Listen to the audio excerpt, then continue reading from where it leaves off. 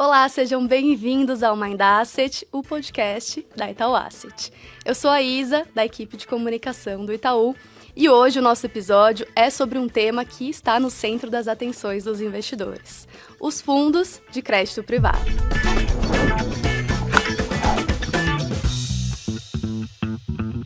Com mais de 550 bilhões de reais sob gestão, a Itaú Asset é hoje a maior gestora privada dessa classe no Brasil. Em um momento de juros altos, possíveis mudanças tributárias e uma alta demanda por crédito, queremos entender como os gestores estão posicionando os portfólios e o que observam daqui para frente. E para essa conversa, recebemos Faiga Delbem, Head de Crédito Core da Itaú Asset, e Felipe Wright, gestor de crédito estruturado da Itaú Asset. Faiga, Felipe, sejam muito bem-vindos ao Mind Asset. Obrigada, Isa. Obrigada pelo convite. Obrigada, Isa. Bom, eu queria começar tirando uma dúvida, que eu imagino que seja a dúvida de muitos investidores. Queria saber quais as diferenças, então, entre as mesas de crédito core, de gestão de crédito core, e também de crédito estruturado. Legal, vamos lá. Então, na mesa de crédito core, se começar contando um pouquinho, hoje nós fazemos gestão de 510 bilhões de reais sob gestão em diferentes mandatos líquidos para os nossos clientes. Então, a gente passa por produtos como o Privilege, que é um produto que está disponível 24 horas por dia, 7 dias por semana, até produtos de crédito privado temáticos, como um fundo bancário que investe apenas em CDBs e letras financeiras de grandes bancos, assim como uma ampla gama de famílias de crédito privado em si, com diferentes cotizações. Então, a gente tem produtos que pagam resgate um dia após o pedido, tem produtos ali com 5 dias de cotização de resgate, até 10 dias, que é a família Sinfonia, que é a nossa família mais high yield. Mas quando eu olho um espectro amplo no mercado, eu diria que ela se posiciona mais como uma família mid yield e não efetivamente um fundo que vai buscar alto risco. Ali ele tem um target de retorno na casa de CDI mais 2 a CDI mais 2,5. Nós também fazemos a gestão de fundos de infraestrutura, os fundos isentos de infraestrutura, que acho que, como você falou, está bastante na moda, tem bastante coisa para a gente conversar, e do FDIC Soneto. Esse é um produto em si que entrega um benefício ali de não ter come-cotas para os cotistas. De forma geral, eu diria que a mesa de crédito core é uma mesa que vai buscar entregar soluções em produtos líquidos ali, num espectro amplo, em termos de risco, em diferentes produtos para os nossos clientes. Perfeito. E eu acho que aqui na mesa de crédito estruturado, ela é uma mesa um pouquinho mais nova, então a gente começou essa mesa na virada de 2020 para 2021. A gente começou ela com cerca de 5 fundos que tinham ali um PL por volta de 2,5 bi. E agora, 4 anos e meio depois, a gente está com mais de 30 fundos sob gestão, que somando eles, a gente já está chegando perto de uma marca de 50 bilhões de reais, então foi um crescimento super relevante nesses últimos tempos, nesses últimos 4 anos e meio. E eu acho que a gente consegue dividir a mesa no que eu penso em 6 pilares de atuação. Então a gente tem 3 pilares que são mais temáticos, que estão ligados aqui aos fundos do agronegócio, infraestrutura e imobiliários. E aqui são aqueles fundos que têm a isenção do imposto de renda para a pessoa física nos seus rendimentos. Depois a gente tem uma parcela que a gente chama de high yield, onde a gente tem aqui fundos que são multissetoriais e eles acabam atuando com diferentes instrumentos de crédito, tanto do crédito líquido também com o crédito estruturado, e a gente vai fazendo um mix nos diferentes portfólios. Então, quando a gente pega um portfólio que tem um prazo de cotização um pouco menor, que nem o do Advanced, que vai ter uma cotização na casa de 10 dias úteis, a gente tem um mix ali de algo como 70%, 75% de um determinado tipo de crédito e ali mais algo como 20%, 25% de crédito estruturado.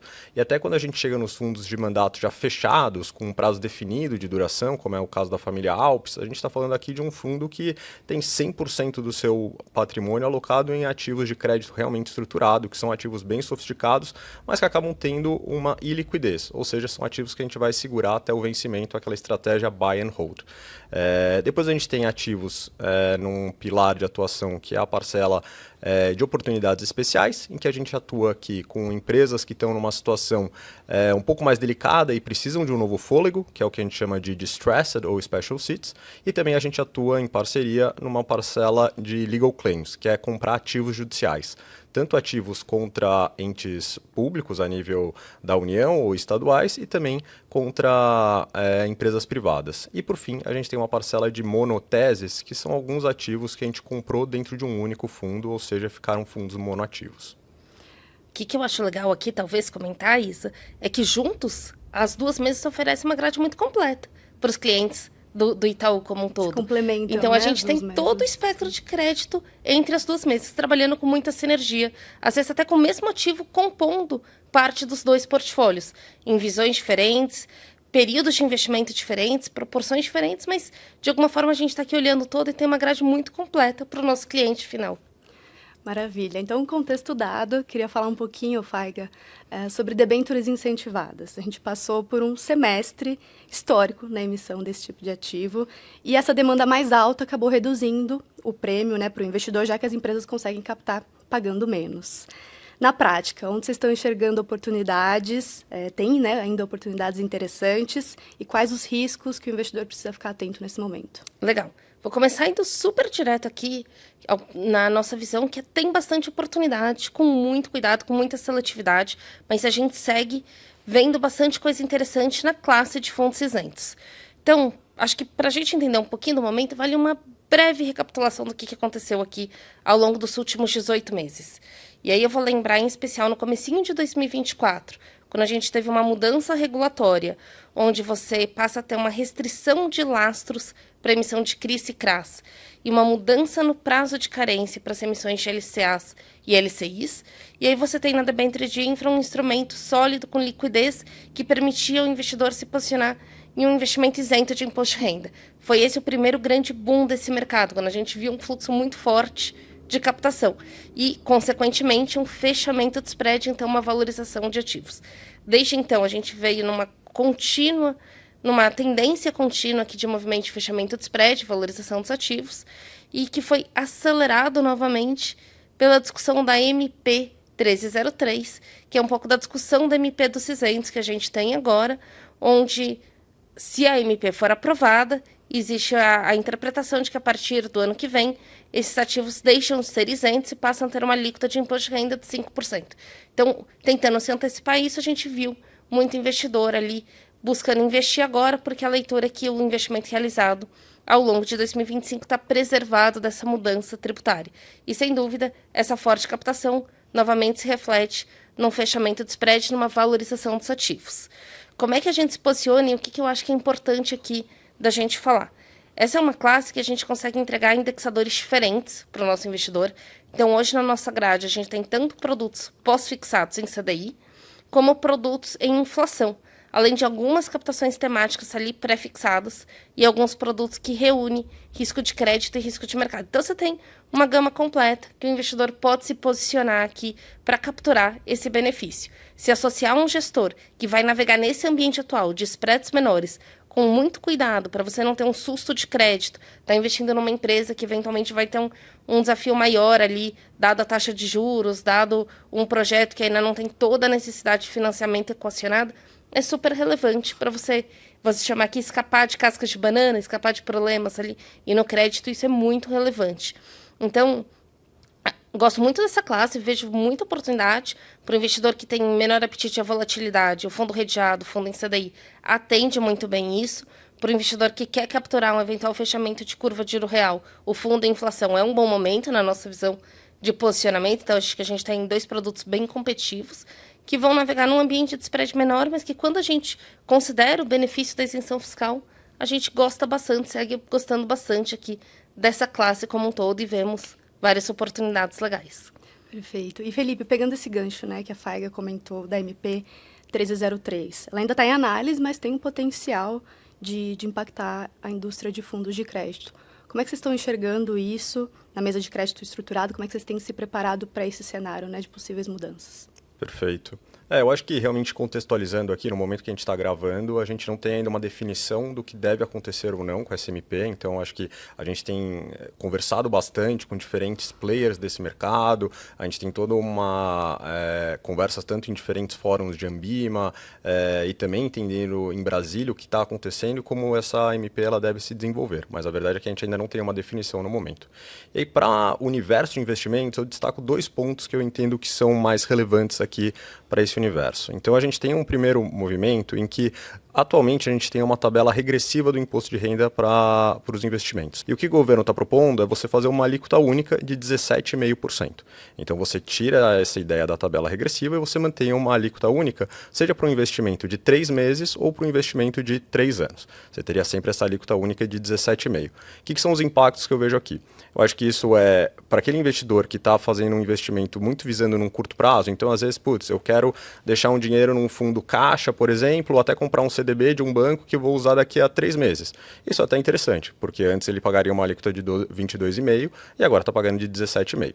Já para aquele investidor que está sempre mirando mais no longo prazo, que tem um planejamento financeiro, que está fazendo investimentos no longo prazo, aqui acaba sendo uma notícia um pouco pior, porque estaria aumentando a sua alíquota de imposto. Então, eu acho que tem esse principal ponto aqui para a gente avaliar, entender como isso deve seguir no Congresso, mas isso é algo que acaba impactando os diferentes fundos de crédito como um todo, seja esses fundos mais líquidos, quanto os de crédito que o investidor mira um horizonte um pouco mais longo. Outro ponto importante, acho que como a Faiga já estava comentando um pouquinho, é você começar a ter algum tipo de tributação nos títulos isentos. Então, se a gente pensa, por exemplo, títulos como LCA, LCI, CRIs, CRAS, os fundos também atrelados a esses instrumentos, eles poderiam vir a ter uma tributação de 5%. Ainda assim, é uma tributação baixa se a gente compara com outros tipos de títulos, que eu acabei de falar que poderiam vir para essa tributação de 17,5%, ou seja, você tem um gap aqui de 12,5%, mas você começaria a ter, de fato, essa tributação. E aqui ainda tem algumas incertezas ainda como isso poderiam vir a impactar os fundos, como que funciona um fundo que já mantém essa isenção atualmente, como que ele vai manter ela para o futuro, se vai ser a nível do rendimento que ele distribui, a nível do título que ele compra, enfim, tem alguns pontos ainda em abertos que eu acho que conforme ela for avançando no Congresso devem ficar um pouco mais definidos. De qualquer forma, o que eu acho que para o investidor é super importante é fazer a conta no final.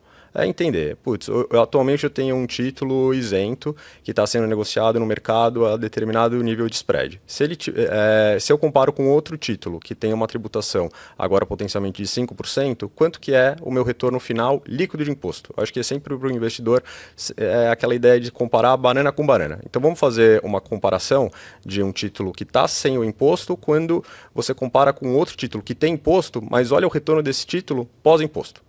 E assim a gente está sempre mantendo todos na mesma base. E eu acho que isso vai ser cada vez mais importante justamente por essas diferenças e para o investidor entender que mesmo em algum momento que você está comprando um título com uma alíquota baixa, como no momento atual 0 ou 5, pode ser mais interessante até comprar um título que tenha imposto, porque a depender do nível de spread, a depender do momento de mercado, você vai ter mais oportunidades nesse título. E isso vice-versa. Então, por isso que eu acho que ter alguém também, um gestor especializado fazendo esse tipo de gestão, entendendo como você consegue melhorar aqui o seu portfólio e fazer alocações de forma mais alinhadas aos seus objetivos, tem muito valor.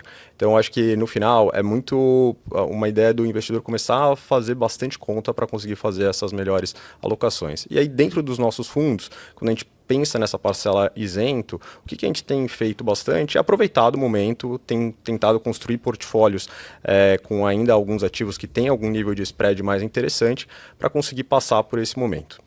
Perfeito. E Faiga, como é que você enxerga, então, nessa parte de crédito core? Não só falando dessa possível tributação, mas também de um cenário de juros mais altos, de desaceleração econômica.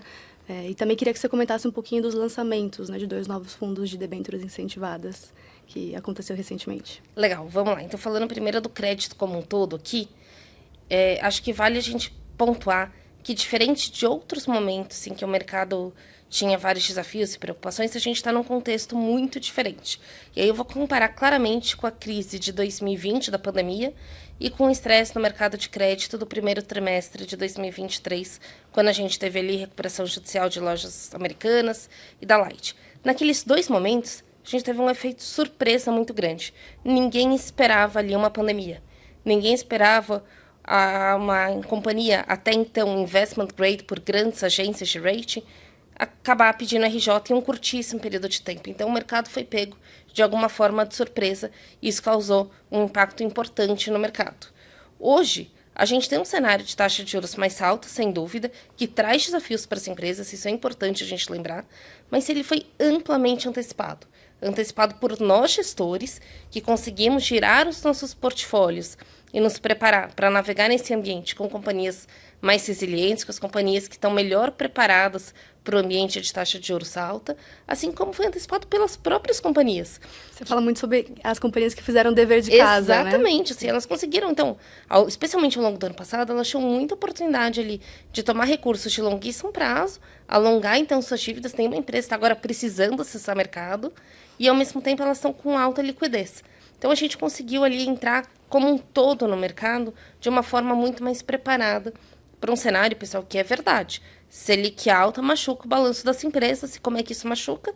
Porque os juros, o caixa gerado pelas operações das empresas é em grande parte, se não na sua totalidade, usada para pagar os juros das dívidas. Então, a gente está num ambiente mais difícil para as companhias, mas muito antecipado. Dito isso, como é que o gestor se posiciona? Como é que a gente tem se posicionado? A gente olha muito as empresas que são resilientes, que têm margens mais saudáveis, que não são empresas em setores com margens muito baixas e que conseguem, mesmo no ambiente de taxa de juros mais alta, navegar ali sem grandes sustos. Então, tem setores mais previsíveis, em geral, como setores de infraestrutura, que, para que a gente consiga estar com um portfólio bastante resiliente aqui, independente do cenário que a gente estiver navegando. Acho que esse é um momento de estar bastante defensivo e gerir esse portfólio de forma ativa. E aqui, pessoal, o mercado deu muita oportunidade para quem tem o DNA de gestão ativa. Então, a gente conseguiu vender no mercado secundário para outros investidores, nomes que, na nossa visão, poderiam ter mais desafios ali no curto prazo, ao mesmo tempo que a gente conseguiu comprar outros nomes que a gente gosta aqui para formar o nosso portfólio. Então, essa é um pouco da cabeça, com muita seletividade, com muito cuidado aqui nessa formação de um portfólio mais amplo e que me permite hoje dizer assim, olha, a gente nunca dorme tranquilo como gestor de crédito, sem dúvida, mas sem dúvida eu tenho bastante conforto nas companhias que hoje compõem os nossos portfólios e a gente está sempre olhando oportunidades. Acho que é justamente nesse momento a importância de olhar para uma gestão ativa e para o gestor também. Total. Né? Acho que Eu faz toda costumo a diferença, dizer, né? você sabe que eu costumo dizer assim, o nosso papel aqui é escolher os ativos, os setores que a gente quer se posicionar, e o papel dos investidores é escolher com quais gestores eles querem se posicionar. Nesse momento, alguém que não tem uma equipe robusta, como a Itaú Asset tem, em conjunto com as duas mesas aqui e tudo mais, sem dúvida está exposto a muito mais riscos que você não precisa estar. Então, acho que esse é o benefício aqui de estar associado a uma gestora com muita escala, somos a maior asset em crédito, e com essa cabeça importante de gestão ativa aqui. Então, para navegar nesse mercado, eu vejo isso como claros diferenciais aqui nesse momento e vejo esses sinais de preocupação. Ainda falando de mercado, de forma bem breve, eu gosto de olhar 3 pilares aqui. O pilar de fundamentos, eu acho que foi o que a gente principalmente falou, sobre a liquidez das companhias, sobre o alongamento de suas dívidas. Gosto de olhar o pilar de preço. Aqui a gente viu uma valorização dos ativos, um fechamento de spread também, então tem que tomar um cuidado, mas tem bastante dispersão, tem coisa cara, tem coisa barata, então tem muita opção para investir com cuidado. E gosto de olhar o técnico, que aí é um pouco do que você falou no comecinho, a gente tem visto um fluxo forte aqui para a classe como um todo, isso gera um ciclo virtuoso e navegar nesse ambiente também é importante aqui, isso favorece o macro posicionamento aqui na classe de ativos como um todo. E aí a gente aproveita isso e lança, e tem produtos específicos para navegar. Então, nos mundos dos ativos não isentos, dos fundos não isentos, eu diria que o Sinfonia é a nossa família que está posicionada aqui para navegar muito bem nesse produto, aproveitando todas as oportunidades, porque ele tem mais grau de liberdade. Ele compra FDIC, ele compra crédito, ele alavanca, ele pode ter vários posicionamentos. E as outras famílias vão se posicionando dentro dos seus mandatos também, sem dúvida, gerenciando riscos aqui. A gente fez recentemente 2 lançamentos em fundos de infra, que você comentou, e aqui foram bastante específicos, e a gente busca preservar os investidores que já entraram e já estão investindo conosco, e ter novas oportunidades aqui para os novos investidores que estão entrando nesse mercado agora, num mercado com spreads menores, como a gente falou há um pouquinho tempo atrás, mas também com bastante oportunidade. Maravilha. E Felipe, falando um pouquinho de setores, como é que você enxerga os setores de infraestrutura, imobiliário e agro diante desse cenário? Perfeito. Acho que só para, antes, complementar um pouquinho a resposta da Faga, eu acho que dentro da mesa de crédito estruturado, quando a gente olha o cenário macro como um todo que a gente tem visto, um ponto que para a gente é sempre uma preocupação quando a gente está olhando um ativo de crédito estruturado é que justamente por aquele caráter ilíquido que eu comentei, a gente tem que estar, no momento D0, pensando o que pode acontecer nos próximos 5 anos para esse ativo, porque é um ativo que, como eu estava comentando, a gente vai realmente carregar até o vencimento. E aí a gente gasta muito tempo fazendo estruturas robustas, estruturas em que fazem com que a gente consiga, que façam com que a gente consiga acelerar o recebimento desses recursos, caso as coisas comecem a sair do esperado. Então, são várias formas que a gente gasta muito no momento zero para que a gente crie um produto e um tipo de investimento muito robusto em termos de mitigantes de risco, para que realmente, caso as coisas comecem a sair do trilho, a gente tenha mecanismos ali de salvaguardas. E acho que é algo que a gente tem feito desde o início da mesa e tem sido super frutífero aqui, porque, querendo ou não, desde o início da mesa, quando a gente começou lá em 2021, a gente viveu muita coisa no Brasil, né? Pensar que quando a gente começou a mesa, a gente tinha um cenário de juros a 2, que a curva futura de juros apontava para um juros a 5, e a gente viu depois, no final, o que acabou acontecendo, indo lá para patamares mais próximos de 15, voltando para 10, voltando para 15, viu como a Faiga estava comentando, diferentes ciclos de crédito como um todo, movimentos de inadimplências no mercado de crédito. Então, a gente realmente tem que preparar muito desses portfólios líquidos para esses diferentes momentos, e algo que ter um gestor que é especializado nisso acaba trazendo bastante diferenciação para a construção de portfólios.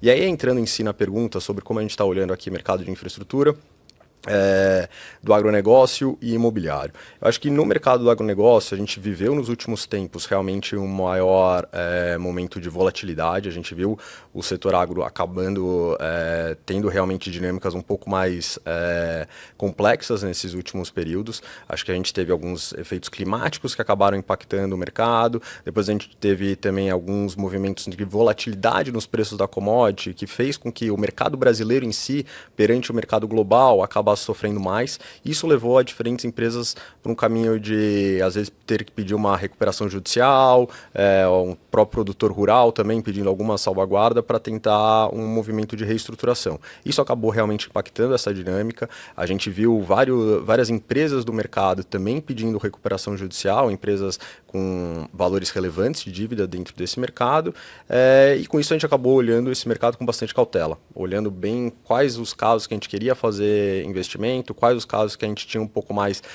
de pés atrás aqui em relação ao momento daquela empresa. E eu acho que o que é interessante agora é que, passado essa última safra, a gente consegue ter um movimento agora de separar um pouquinho o joio do trigo e entender quem foram aqueles players que passaram bem, quem tiveram um caráter positivo também nesse momento de mercado mais desafiador, porque quando a gente olha uma empresa, por exemplo, que passou por um momento desafiador e mesmo com dificuldades, honrou seus compromissos, fez o que os credores entendiam que era algo possível, os credores ajudando também essa companhia a passar esse movimento, ou seja, mostrou que tinha um caráter positivo, de fato, é uma empresa que a gente consegue olhar para o futuro e falar, putz, é uma empresa que eu tenho vontade de fazer novos investimentos com ela. Já outras empresas que optaram por outros caminhos, a gente já fica com um olhar um pouco mais restrito, realmente a gente acaba preferindo não fazer novos investimentos com ela. Então, eu acho que isso ajudou a gente a conseguir agora fazer essa separação maior e a gente tem olhado para fazer algumas novas operações, mas sempre com bastante seletividade. No mercado imobiliário, é um mercado que acaba tendo um beta, que seria uma correlação com a curva de juros muito alta, porque, querendo ou não, quando você tem um nível de curva de juros alto, você faz com que financiamento imobiliário fique mais caro também, ou seja, a procura por novas moradias acabe tendo uma diminuição nessa procura, isso pode fazer com que algumas empresas tenham mais dificuldade para a venda de novos apartamentos, por exemplo, e algumas empresas de incorporação venham até alguma dificuldade. Mas, de qualquer forma, o que eu acho do mercado imobiliário é que ele é muito amplo, porque eu estava falando bastante, putz, a gente tem essa eventual dificuldade aqui nesse mercado de incorporação, mas a verdade é que o mercado imobiliário ele engloba, por exemplo, shopping centers, galpões logísticos, engloba também toda uma parcela agora que tem um potencial muito grande, que é a parte de data center também, que está super conectada com toda essa revolução da inteligência artificial que a gente tem visto. Então, eu acho que são várias formas aqui que a gente tem de atuar no mercado imobiliário, que só com diversificação a gente consegue construir portfólios seguros. Ou seja, não vamos focar todos os ovos numa única tese do mercado imobiliário, vamos realmente olhar essas diferentes teses e construir portfólios diversificados. E, por fim, eu acho que na parte de infraestrutura, a Faiga já acabou comentando bastante sobre ela, mas eu acho que é um setor que tem uma resiliência muito grande, então eu acho que é um setor que também tem diferentes formas de você atuar. Você pode atuar desde uma operação com uma linha de transmissão até uma operação para fazer torres de telecom, então torres para companhias de telecomunicações. É realmente muito amplo aqui a gama do que a gente pode atuar, e a gente também vem procurando tentar, eu acho que principalmente agora, navegar nesse cenário, procurando ali bons projetos em que a gente consiga financiar do começo ao fim. Então, uma empresa que está fazendo, por exemplo, uma nova construção de uma pequena central hidrelétrica, a gente está financiando toda essa construção, às vezes a gente consegue colocar uma fiança de um banco para ajudar também aqui nesse processo da construção.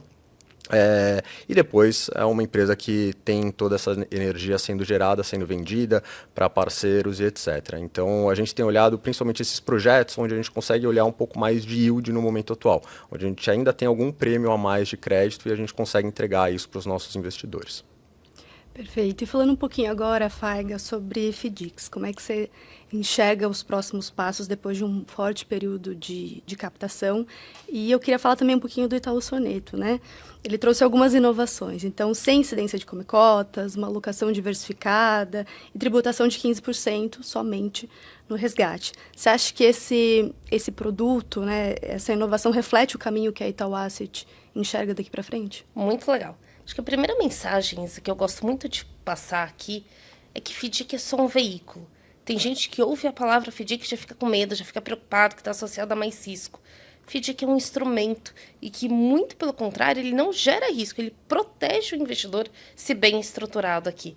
E aí a gente pode ter FDICs em diferentes espectros, desde aquele FDIC de baixíssimo risco, até FDICs intermediários ali, e FDICs de alto risco, que de fato exigem um conhecimento específico, um apetite específico. Então, no geral, eu vejo um grande potencial de crescimento no mercado brasileiro em FDICs, em produtos estruturados aqui, seja como veículo final que entrega benefício, e a gente já fala do Soneto, seja para compor portfólios de crédito diversificados como um todo. Nos nossos fundos, por exemplo, desde o privilégio, produto de menor risco, na grade de crédito até o Sinfonia, todos compram FDICs. Compram todos os FDICs? Não. Alguns vão comprar só cota sênior de um FDIC, de grandes bancos que têm um risco muito limitado. Outros vão estar operando ali o segmento de crédito consignado via FDICs. Outros vão estar operando uma carteira mais ampla, com diferentes teses, FDICs multicedente, multissacados, FDICs temáticos. Então, hoje, o FDIC é um instrumento. E muitas vezes ele foi associado no passado como algo de risco. Acho que esse é um trabalho importante da gente passar de mensagem, que o FDIC aqui não traz mais risco, muito pelo contrário.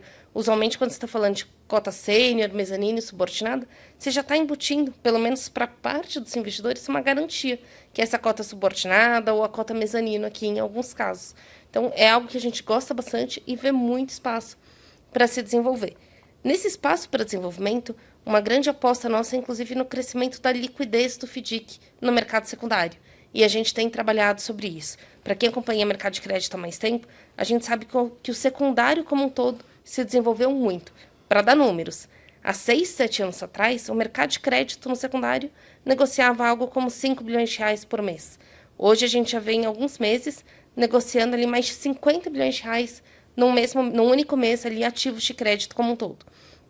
Os FDICs ainda são uma parcela muito pequenininha desse secundário, mas é uma parcela que tende a crescer, que nós temos o papel, o dever, e estamos já promovendo essa liquidez no mercado secundário.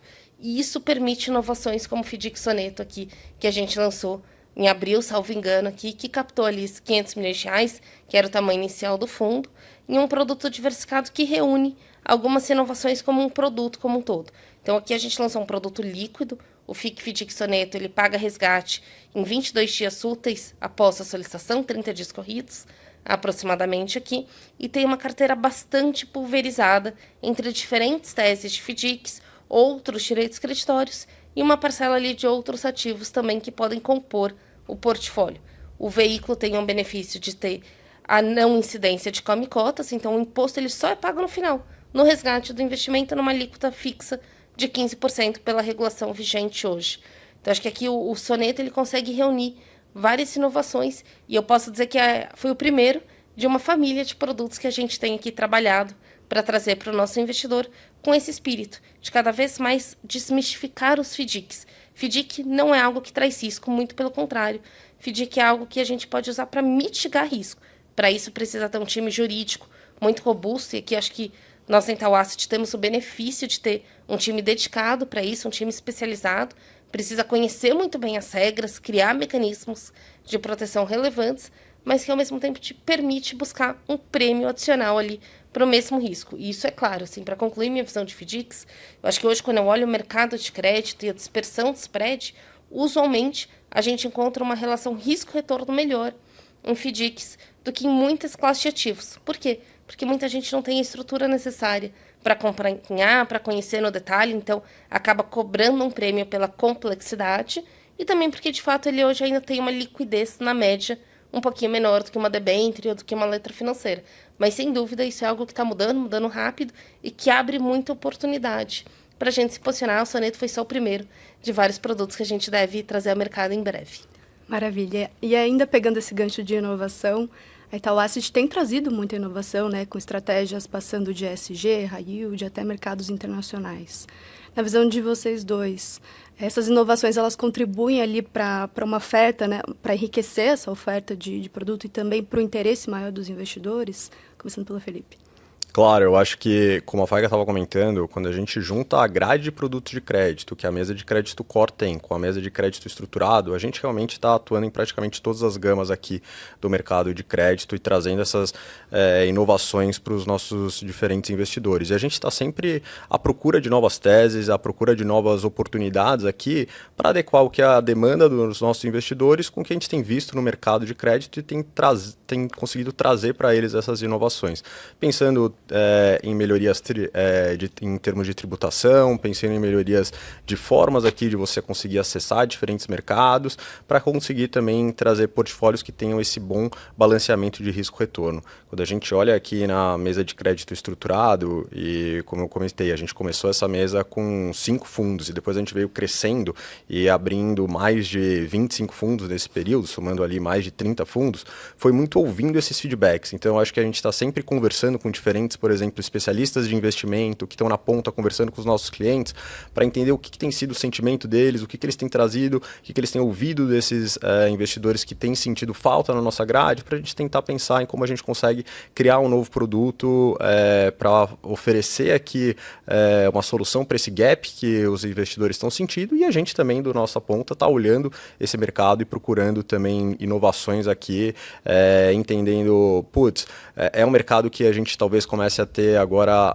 o advento de derivativos de crédito, como a gente consegue trazer essa nova classe aqui para os nossos produtos atuais, como a gente consegue atuar num mercado offshore cada vez maior. Então, como a gente tem cada vez mais um desenvolvimento do mercado de crédito brasileiro, pensando que é um mercado que, quando a gente olha a algo como 15 anos atrás, as grandes assets elas dominavam esse mercado e boa parte dos portfólios eram alocados majoritariamente em LFs de grandes bancos. Depois a gente viu como isso veio mudando, como cada vez mais emissões de players corporativos, que são de fato empresas, começaram a adentrar dentro desses portfólios, assets independentes começaram a olhar cada vez mais para esse mercado. Antes, assets que eram só focadas numa classe multimercado, uma classe de renda variável, começou a também criar equipes específicas no crédito privado. A gente viu como isso veio dando cada vez mais robustez, mais liquidez para o mercado, propiciando de novo que novas teses fossem criadas, que a gestão ativa entrasse muito mais no jogo e trouxesse de fato um alfa a mais, e também como a gente consegue unir aqui toda essa gestão ativa nesses créditos que tem mais liquidez no mercado secundário, com essa expertise para olhar os ativos de crédito estruturado. E aí eu acho que, pegando também esse gancho sobre uma ideia dos FDICs, que é algo que a gente na mesa de crédito estruturado atua muito e gosta muito desse tipo de instrumento, porque no final o que a gente entende aqui do FDIC é que a gente está conseguindo colocar num único instrumento muitas vezes milhares de riscos. A gente consegue fazer o que é a ideia de securitização, que é a gente pegar vários e vários devedores e colocar todos num único instrumento, que é diferente de quando a gente está, por exemplo, emprestando para uma única empresa. Aqui é um credor para um devedor. Quando a gente está fazendo dentro de um FDIC, que é um instrumento de securitização, a gente está conseguindo o quê? Colocar um devedor um credor para milhares de devedores. Então aqui a gente consegue ter pulverização de risco. A gente não está dependendo, por exemplo, de uma única empresa para pagar esse empréstimo de volta. A gente está olhando aqui uma análise até estatística, que a gente está pensando realmente quais são as probabilidades de inadimplência para uma carteira de milhares e milhares de pessoas. E a gente acha que o produto, quando bem feito, traz essa relação de risco-retorno muito interessante. E é o que a gente tem visto na prática também. Porque quando a gente pega alguns eventos de crédito que ocorreram nesses últimos anos, tiveram algumas empresas que tinham FDIC na rua e também tinham debêntures ou outras operações corporativas na rua. E a gente viu como os FDICs acabaram tendo uma boa performance e as debêntures ou os ativos corporativos acabaram tendo algum tipo de renegociação mais relevante, ou seja, um alongamento de prazo muito grande ou até uma diminuição do valor desse título. E aí com isso, acho que juntando, está sempre na vanguarda, olhando essas teses diferentes, usando instrumentos que a gente gosta bastante como o FDICs e ouvindo essa demanda dos investidores, a gente consegue estar sempre inovando aqui para entregar boas soluções. Isa, falar de inovação do nosso lado aqui, acho que é muito legal, porque na Itaú Asset a gente tem o benefício da escala e de muito acesso a diferentes fóruns de discussão para que a gente, de fato, protagonize muitas dessas mudanças, essa inovação no mercado. Então, de instrumentos aqui, o Felipe comentou de derivativos, mas se bater nas nossas portas, a gente tem possível short em crédito privado. Então, aqui é, de fato, não ser mais um produto direcional. Eu só posso comprar e apostar na valorização do ativo. A nossa expectativa é que, muito em breve, a gente tenha a opção de estar apostando ali ou se posicionando short em um ativo de crédito. Vamos lembrar que há não tanto tempo atrás assim também, a gente nem conseguia alavancar em crédito privado.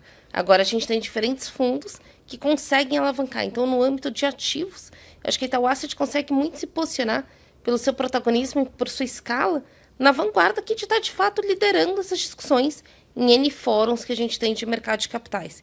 E aí, quando eu olho produtos, eu tenho convicção de lembrar de alguns casos aqui e falar, a gente, de fato, criou modelos, desenhou ali produtos novos que o mercado depois passou a ter e não tem problema nenhum copiar. Que legal, o mercado se desenvolvendo também. Vou lembrar que a gente lançou os primeiros fundos de infraestrutura pré-fixados. Não tinha no mercado, o investidor só tinha opção de investir ou no pós-fixado ou em inflação. Ele não tinha opção do pré. Até 2011, 2021, mais ou menos, o investidor só conseguia investir em um fundo de infraestrutura isento que tinha risco de crédito. A gente lançou a família Action, fundos de infraestrutura, e o Lumina, debêntures incentivados, que reúne risco de crédito e risco de mercado. Então, a gente aqui juntou duas fontes de alfa entregando um benefício. Hoje a gente tem um dos maiores produtos ESG, que você comentou, então, que está olhando ali aspectos sociais, ambientais, de governança. É uma inovação da Itaú Asset lá de 2021 também, que consegue entregar algo diferente para o nosso investidor aqui. Fundo 24 horas disponível. Há muito pouco tempo atrás isso não era possível. O cliente estava operando ali no horário tradicional, das 9 às 6, se olha lá, talvez das 9 às 4, das 9 às 5. Hoje, final de semana, feriado, a gente tem o privilégio disponível 24 horas por dia ali para o cliente operar. Então, a inovação, eu diria que está no nosso dia a dia aqui. E o que eu acho mais legal, e eu concordo muito com o ponto do Felipe aqui, assim, é que eu gosto muito de ouvir o nosso investidor final. Então, eu faço até essa provocação, assim, que sempre nos procurem. Procurem os canais do grupo, do Itaú, para que a gente, de fato, possa ouvir demandas. Porque é da dor do cliente que a gente consegue trazer aqui dentro e viabilizar muitos negócios. E aí eu tenho vários exemplos nessa linha. E acho que essa é a nossa característica e vai continuar sendo. Maravilha. Faiga, Felipe, obrigada pelos insights valiosos. Foi um prazer receber vocês aqui no Mind Asset. Obrigada, Muito Isa. obrigado. Obrigado, Obrigada, Felipe. E para você que nos ouve, fica aqui o meu convite para seguir o Mind Asset na sua plataforma favorita. E se gostou desse episódio, compartilhe com quem também se interessa por investimentos. Para saber mais sobre os fundos da prateleira de crédito da Itaú Asset, entre em nosso site. O link está aqui na descrição. Até o próximo episódio.